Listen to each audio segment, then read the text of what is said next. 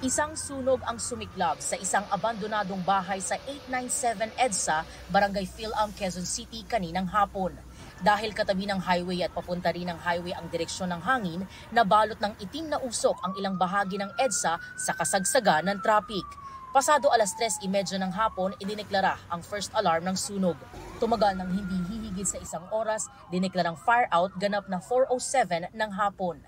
Inaalam pa ng Bureau of Fire Protection ang sanhi ng sunog na nagmula raw sa likurang bahagi ng bahay.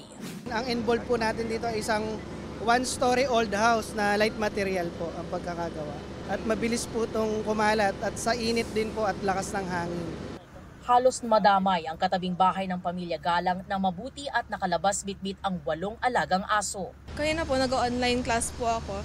Tapos, nung sumigaw po yung yaya ko. Tapos, chinek ko po yung bintana ko. Sa kabilang bahay po, may apoy po talaga. Ano yung naramdaman mo kanina? Takot po ako. Kala ko nga po bahay namin yun na sobrang nervous ako kanina. Kasi may tuta rin po kasi kami. So naalala po ako. Ayon sa BFP, patuloy ang koordinasyon nila sa caretaker at may-ari ng abandonadong bahay. Kwento ng caretaker na isang senior citizen na tumangging humarap sa kamera, natutulog daw siya nang sumiklab ang apoy at ginising na lang ng kapitbahay.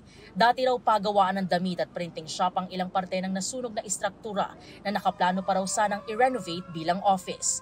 Nitong Pebrero lang daw umuwi ang may-ari ng bahay sa probinsya. 10 fire trucks ng BFP at 6 na volunteer fire trucks mula sa iba't ibang istasyon sa Quezon City ang rumisponde hanggang sa tuluyang maapula ang apoy. Nagkasunog din sa Barangay Sirang Lupa sa Batangas City.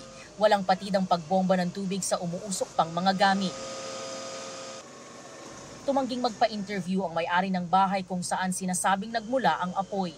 Kabilang naman si Tatay Emeterio sa mga nasunugan. Wala kahit masakit, masama ang sa loob ko walang magagawa at sunog yan. Di ang mahalaga ako'y ligtas. 2 bahay ang partially damaged at 2 naman ang totally damaged. Iniimbestigahan pa ang pinagmulan ng sunog. Walang nasaktan sa insidente. Bumagsak naman ang bubong ng isang musoleo sa Batangas City Catholic Cemetery dahil sa sunog. 2 katabi pa nitong musoleo ang nadamay. 7 nicho ang apektado sa sunog. Para sa GMA Integrated News, EJ Gomez ang inyong saksi. Bago sa saksi, sumiklab ang sunog sa isang residential area sa Parañaque City bago mag-alas 8 ngayong gabi. Kanya-kanyang bitbit ng gamit ang mga residenteng nasunugan. Dadamay rin sa sunog ang senior high school building ng isang paaralan. Inaalam pa ng Bureau of Fire Protection ang sanhi ng sunog.